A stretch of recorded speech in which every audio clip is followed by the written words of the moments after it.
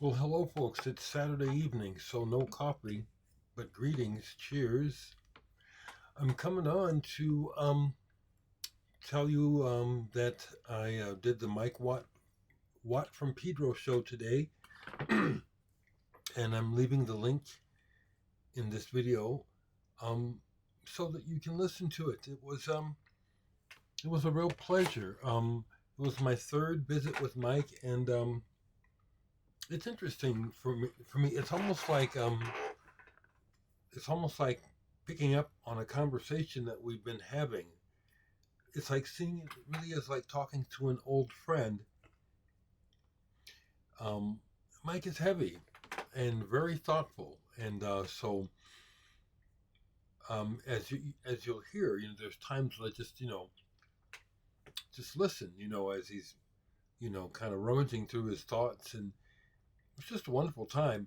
And I love the juxtaposition with the music that I sent for him to play with the other music that he chose.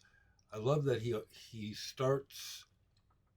I think the last episode I was on, he started it with a piece by John Coltrane, and then of course we talked about John Coltrane. He has a big love for him, and of course my story of meeting John as a child, and that actually being true. It's like for the longest time it was almost like, but I've told the story many times, and my family, not all of them, but my family remembers. So, Otis, if you see this, I thought it was awesome to hear folk song number two as the second piece of music played on the today's episode, right after John Coltrane. And I must say, I'm pretty pleased with the mix, the way it sounds on the radio. It sounds good. The balance of the music and your voice. Honestly, I really had a lot of difficulty deciding on the right reverb on your voice, and I think I got it.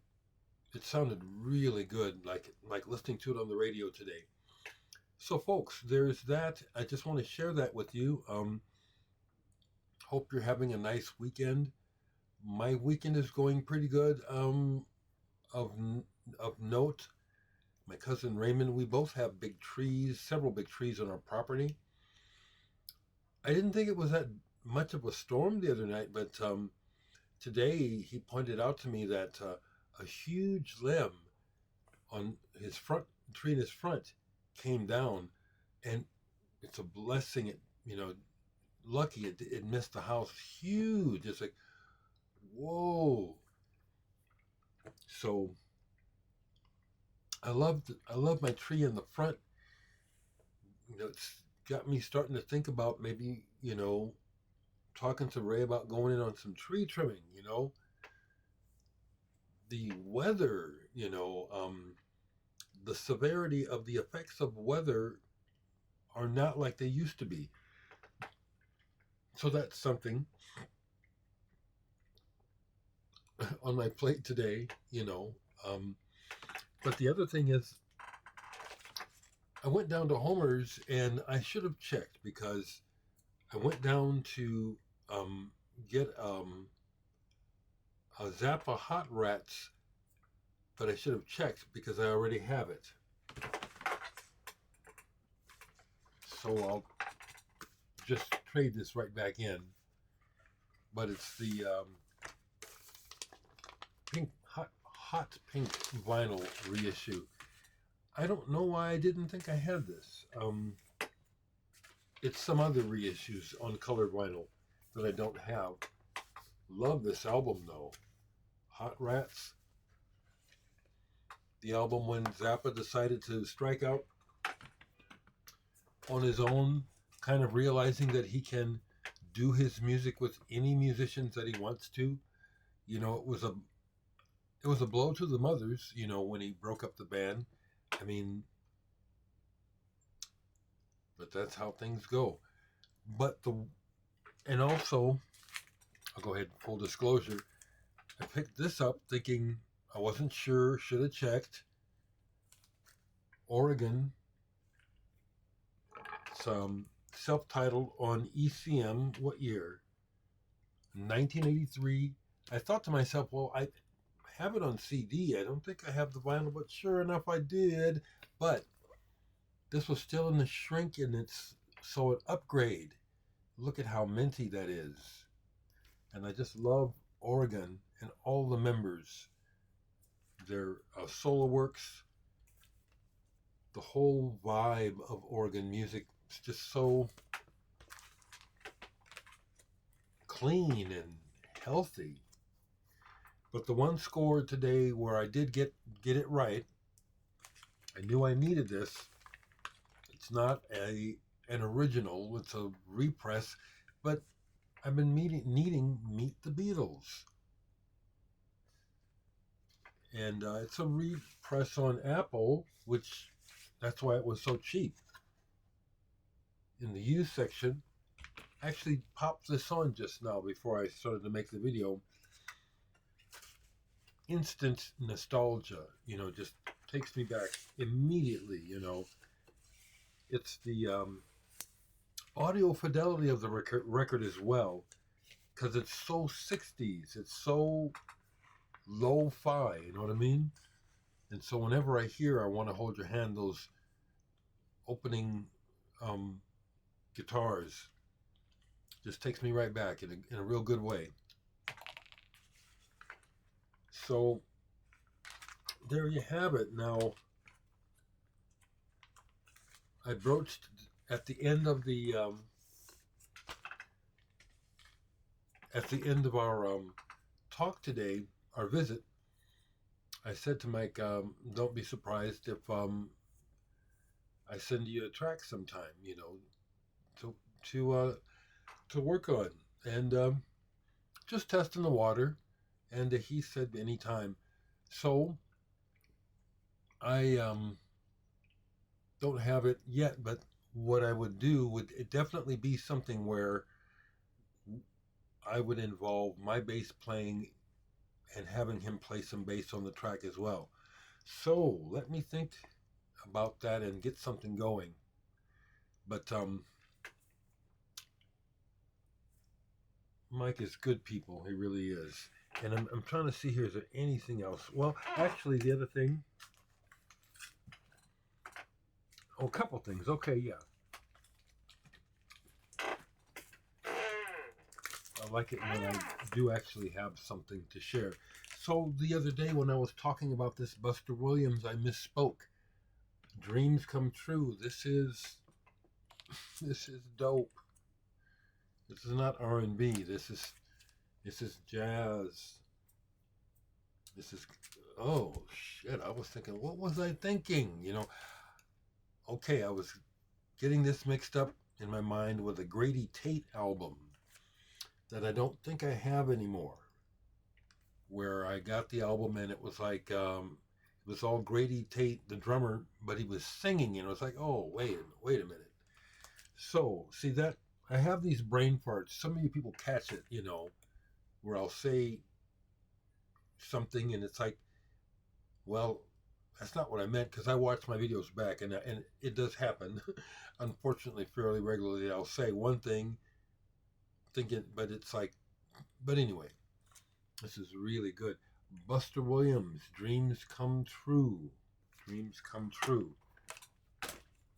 I mean, I could go on about all kinds of bass players, but we talked about it today.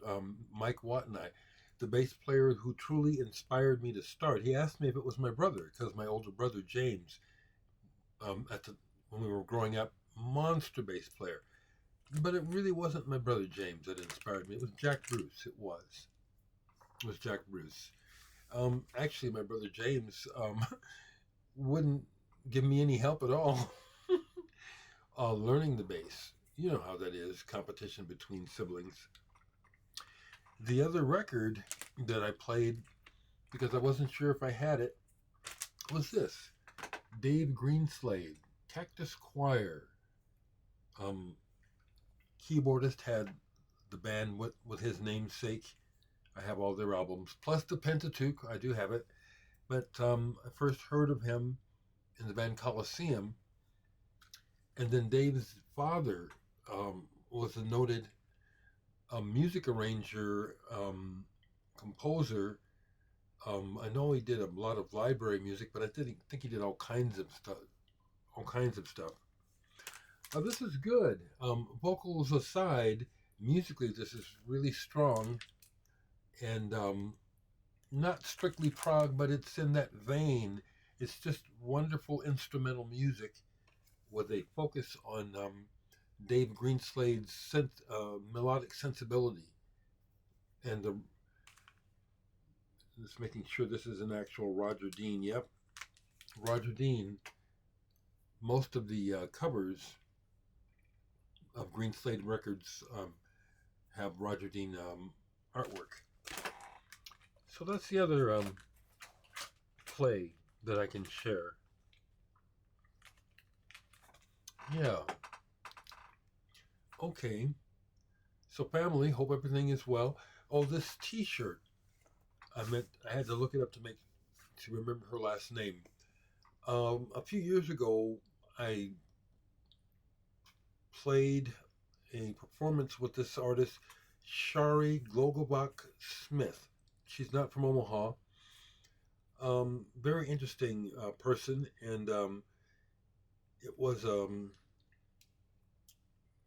she had a score, but it was not notated musically. It was descriptive and pictorial, and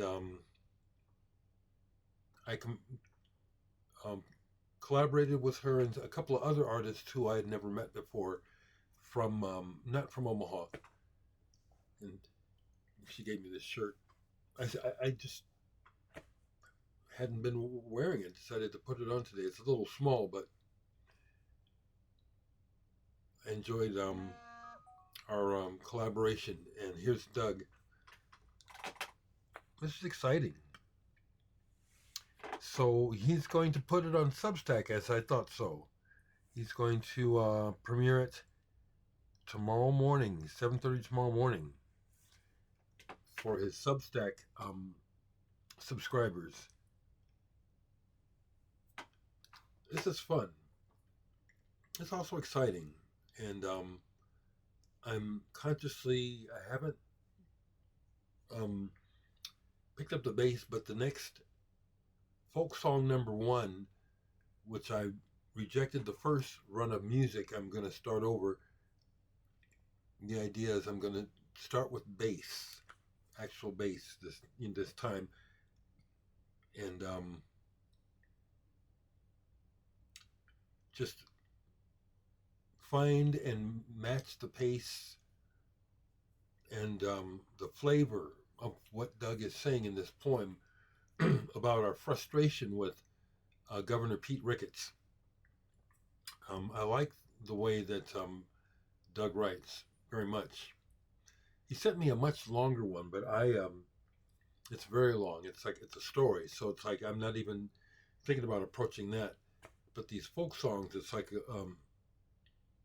it's exciting to be involved. So anyway, I will leave the link to the Watt from Pedro show. Mike Watt is the best. He is. He's a giant among men, and he's so humble. That's what I just love about him. It's like he's a magical dude. He is. All right. Talk to y'all.